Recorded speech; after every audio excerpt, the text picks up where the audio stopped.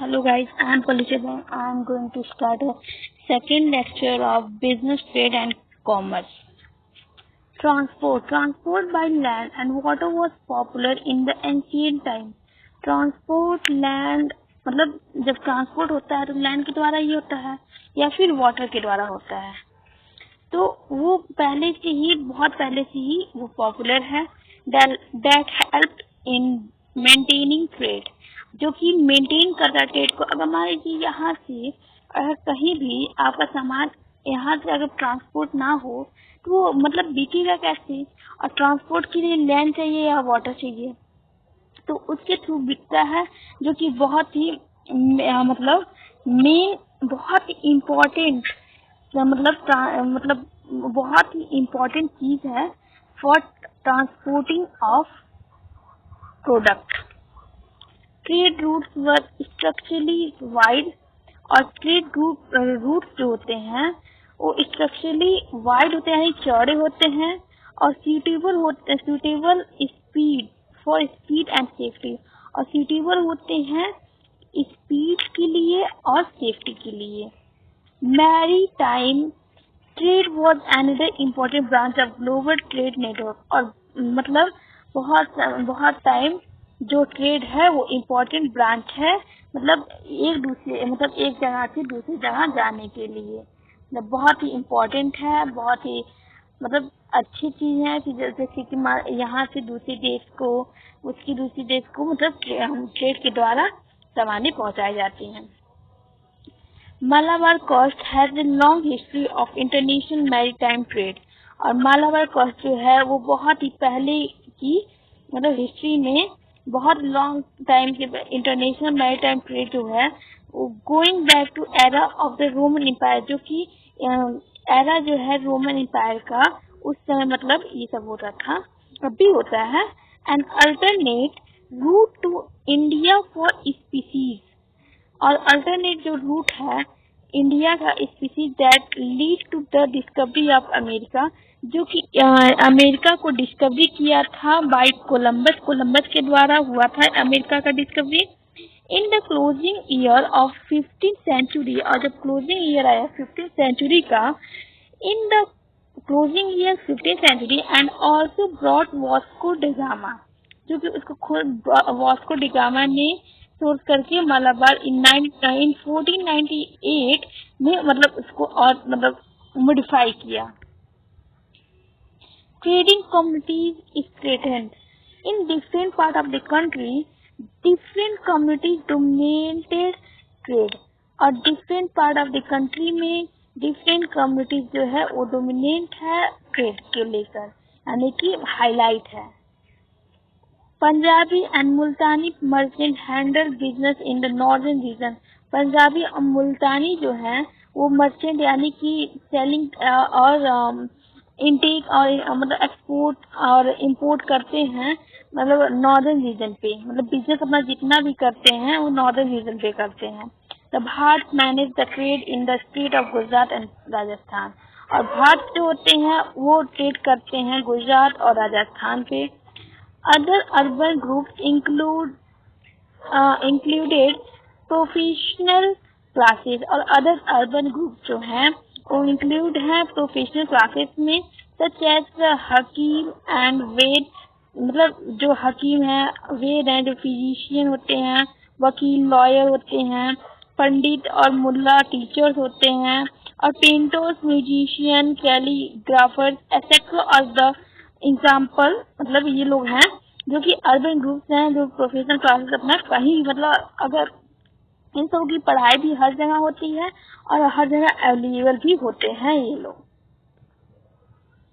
Merchant corporation guilds were autonomous corporation formed to protect the interest of the traders, through which merchant community also derived power and prestige. Traders had to pay octroi duties. Traders जो होते हैं octroi duties को pay करते हैं, that were live on most of the important articles at varying rates, मतलब ताकि वो सामान जो है अपने वेरिंग रेट्स पे वो लोग बेच सकें और बेचते भी हैं। Custom duties varied according to the commodities, और कस्टम ड्यूटीज जो होती हैं वो कमोडिटीज पे डिपेंड करती हैं कि कमोडिटी की रेंज कितनी है, या फिर हर कमोडिटी की रेंज जो होती है वो अलग अलग होती है। And from province to province the ferry tax was another source of income generation.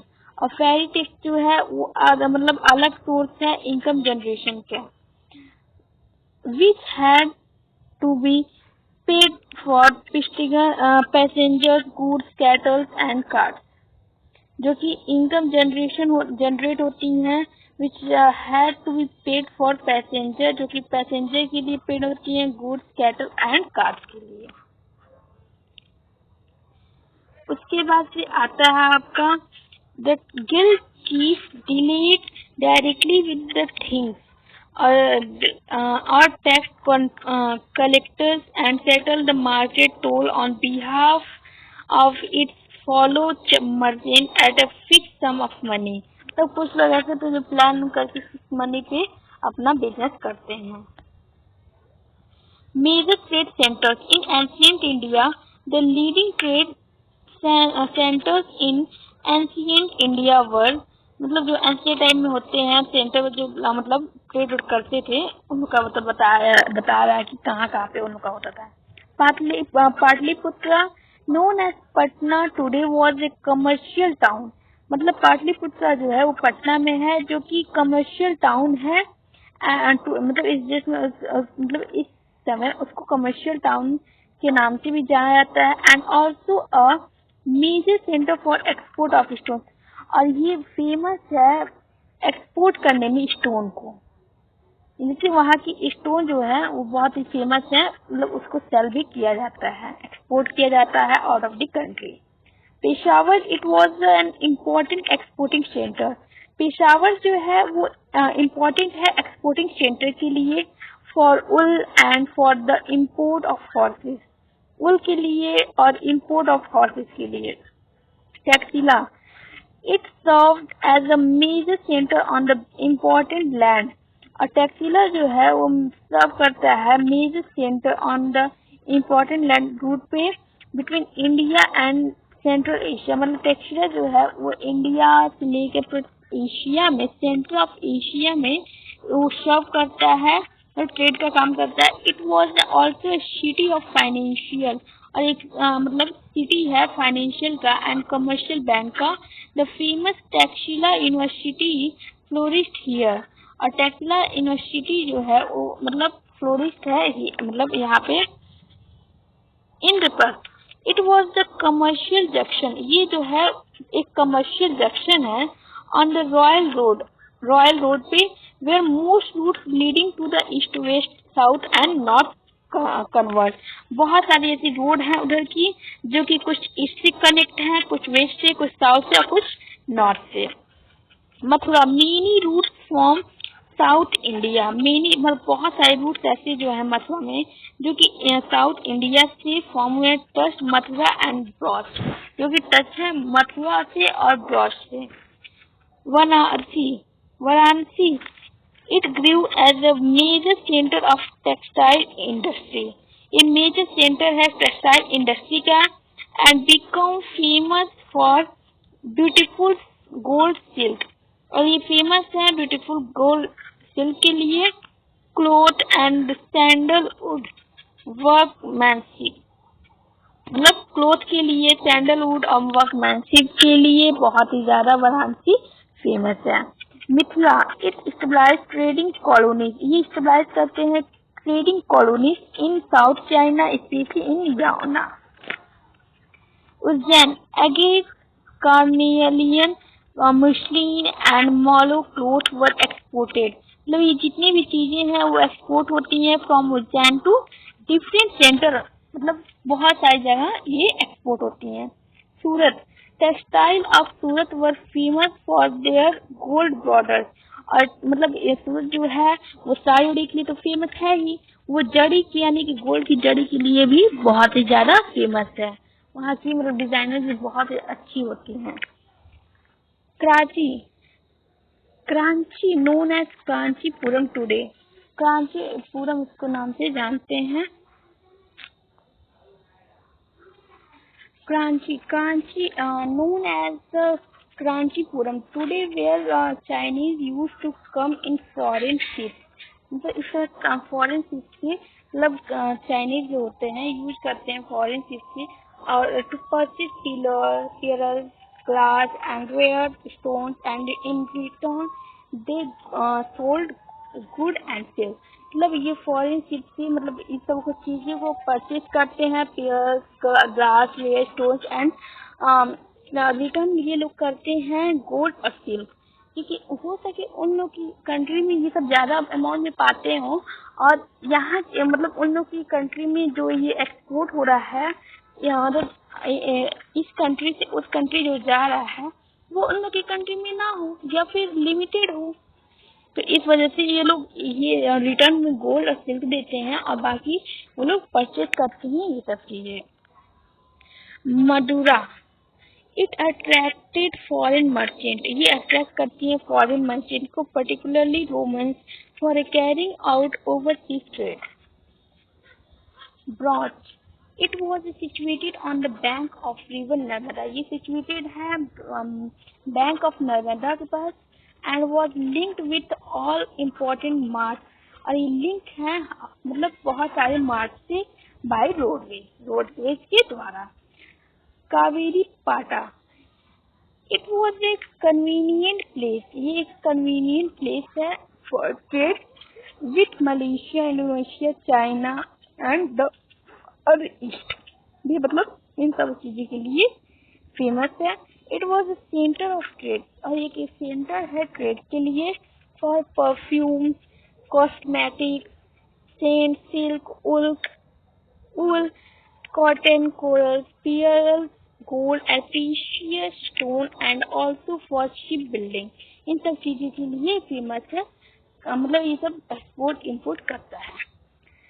Tamraipati, it was one of the greatest spots connected both by sea and land with the west and the far east, मतलब ये सब इस चीजों से ये connect है और ये मतलब पॉट ग्रेटेस्ट स्पॉट है, कनेक्ट होता है सी और लैंड से जो कि वेस्ट एंड फॉर ईस्ट में होता है। It was link by road to Banaras and Taxila, और ये रोड से लेके मतलब रोड में बनारस से लेके टैक्सिला तक ये कनेक्ट होता है। Major import and export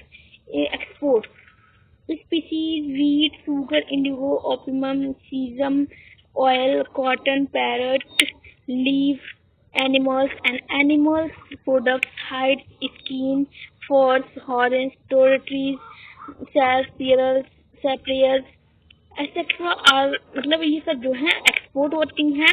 import में हो सकते हैं हॉर्सेस, एनिमल प्रोडक्ट्स, मतलब Chinese silk, flax and lining, wine, gold, silver, tin, copper, lead, rubies, coral, glass, amber etcetera are import. मतलब ये सब जो चीजें होती हैं वो इम्पोर्ट होती हैं और ये जितनी भी ऊपर की चीजें थी वो एक्सपोर्ट होती हैं।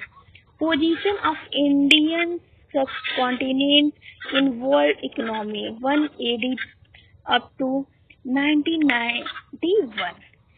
Between the 1st and the 7th century CE, India is estimated to have the largest economy of the ancient and medieval world.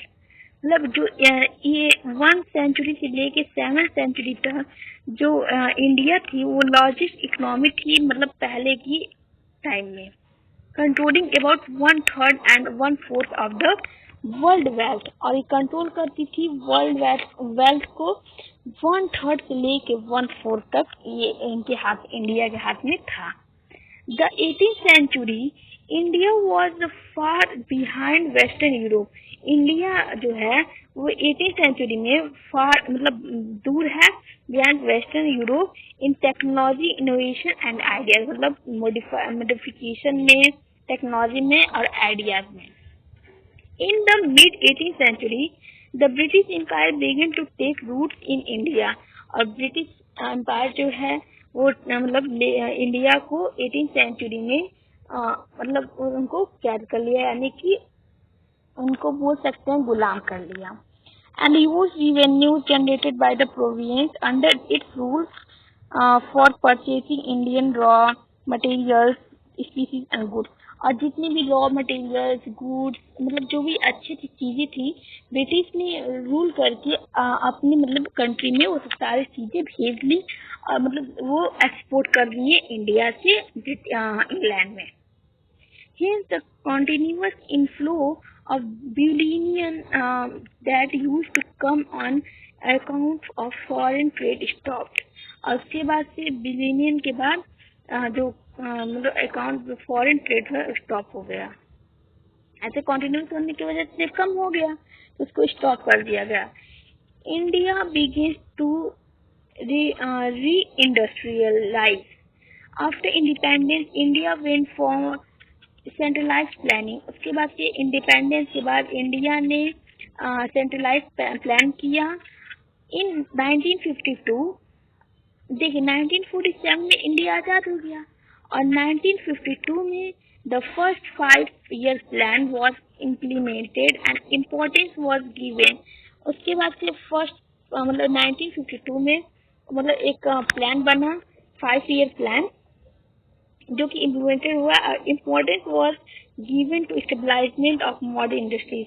और उस मतलब इम्पोर्टेंस बताई गई कि अगर इंडस्ट्रीज मतलब स्टेबलाइज किया जाएगा तो क्या क्या इम्पोर्टेंस है, क्या उसमें फायदा है, क्या नुकसान है, सब बताया गया. And scientific institution space and nuclear programme की सब के बारे में भी मतलब बताया गया और सेटअप करने का 5-year प्लान मतलब लाया गया. However, the Indian economy could not develop और मतलब इससे भी इंडियन इकोनॉमी कुछ डेवलप नहीं हुई at a rapid pace due to lack of capital formation. और उसकी वजह से रैपिड पेस की वजह से जो हम लोग की बहुत ही जल्दी हम लोग की जो इंडिया थी वो मतलब कर्जे में डूब गई. राइज इन पॉपुलेशन मतलब पॉपुलेशन राइज करने लगा और डेवलपमेंट तो हुआ नहीं था तो इस वजह से जो इंडिया है वो कर्जे में डूबने लगी. Huge expenditure on defence and inadequate infrastructure और हम लोग का इंफ्रास्ट्रक्चर जो था बहुत ही खराब होने लगा था उस समय. Thus, India relied heavily on borrowing from foreign sources और जो हाईली इंडिया जो है वो फॉरेन सोर्सेस को लेने लगी. And finally agree to economic liberalisation in 1991. और उसके बाद से वो एग्री हुई मतलब छूट यानी आज़ादी करने के लिए कि आप लोग कुछ भी कर सकते. पहले 5-year प्लान लाई थी लेकिन अब वो मतलब बोली कि आप लोग इसको कर सकते हैं. 1991 में ये मतलब इंडिया को लिबरलाइज कर दिया गया. Today Indian economy is one of the fastest growing economies. और इस समय इंडिया की इकोनॉमी जो है वो बहुत ही फास्ट ग्रो कर रही है इन द वर्ल्ड में. इस समय मतलब जो इंडिया की इकोनॉमी है वर्ल्ड में बहुत ही जल्दी ग्रो कर रही है. And preferred FDI destination